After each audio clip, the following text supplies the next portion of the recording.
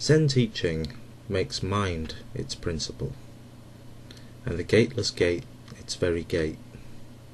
Since it is the gateless gate, how can one pass through it? Are you not aware of the insight that purports, for those who have entered the gate, there are no family treasures. What is gained as a result of cause and effect has no beginning and no end, and thus will become nothing. Such remarks are like raising up waves in the windless ocean, or gouging a wound into healthy skin. Those who cling to words are fools. Fools who believe they can catch the moon with a stick or scratch their itchy foot through a leather shoe. How can they see reality as it actually is? In the summer of the first year of Shou Ting, 1228 in the Western calendar, Mumonkan was lecturing on the koans of the ancient Zen masters to the monks in the monastery of Liuxiang Temple in East China. He intended to use the koans as bricks for battering the gate, in order to inspire the pursuer of Zen according to his own ability. His notes were unwittingly collected. There is no order as to beginning or end. In total there are 48 cases, which are now called the Gateless Gate, or Mumonkan. If anyone, like eight-armed Nata, who bravely goes straight forwards, ventures into Zen practice, no delusion will disturb him. The Indian and Chinese patriarchs will beg for their lives in his commanding presence. If, however, he hesitates even a moment, he is just a person that watches from a narrow window for a speedy horseman to pass by, and he misses everything in a wink. The Great Way has no gate. 1,000 roads enter it. When one passes through this gateless gate, he freely walks between heaven and earth.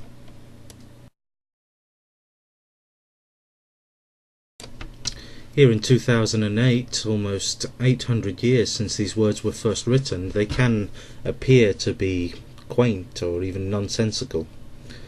I urge you to attempt to look past that appearance, because deeply encoded in these words and the koans which will follow are truths which speak of the human condition, which can elevate the mind to understandings which transcend space and time.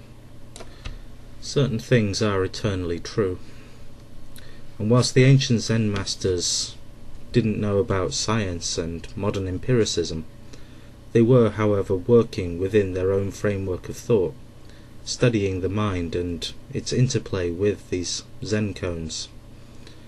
The Zen koans perhaps can be thought of as something like software for the mind, and whilst modern science is working towards understanding reality through quantum mechanics and quantum consciousness and so on, these ancient Zen masters were working with the mind directly.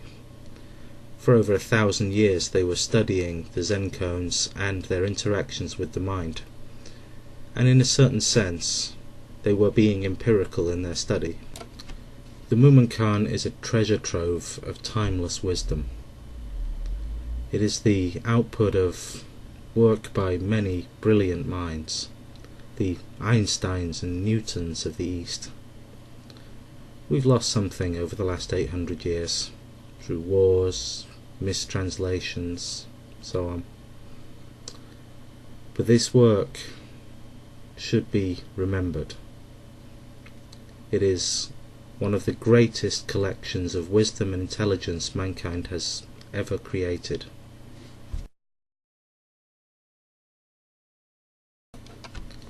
To get the most out of the Zen koans, it's recommended you combine them with a meditation technique known as Zazen meditation. That's Z-A-Z-E-N. There is a lot of information on Google about Zazen meditation, so there is little point going into it deeply here. But the basics of it. You need to find a quiet place, assume a sitting posture, or even lying in bed will do, and focus your mind on the content of a Zen koan. When you understand the Zen koan, or when your mind has found the answer to the Zen koan, the appreciation poem which is attached to each Zen koan will start to take on a new meaning. You see, at first when you read it, it probably won't make a lot of sense. After study, after allowing the Zen koan to do its work, the poem suddenly takes on a new meaning, and that's how you know that you've understood. In certain cases, the Zen koans can cause what's known as a kensho experience. A kensho, roughly translated, may be a religious experience or a manifestation experience. I don't think it's wise to overstate this part of the information here, especially without having backed it up with some scientific theory. However, it is part of the understandings and part of Zen theory itself that the inside of the mind and the outside world are intimately connected, and that the point of studying Zen is to become aware of and understand that connection.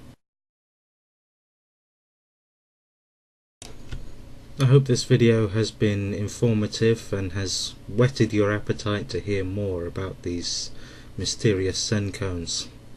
If you have any questions, please place them below and I will endeavour to try and help you understand further. Thanks for watching.